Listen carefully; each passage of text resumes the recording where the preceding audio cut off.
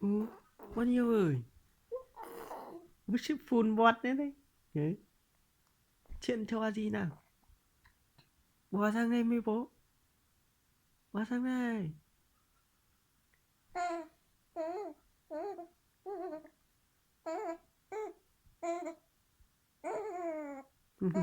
Chuyện trò gì? Gớm thế. Chuyện ông huyện về quê đấy hử? Ừ.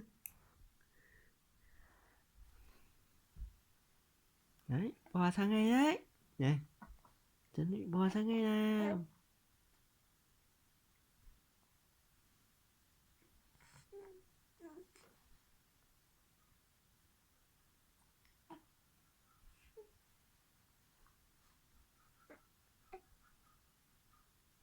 Bò sang đây với bố.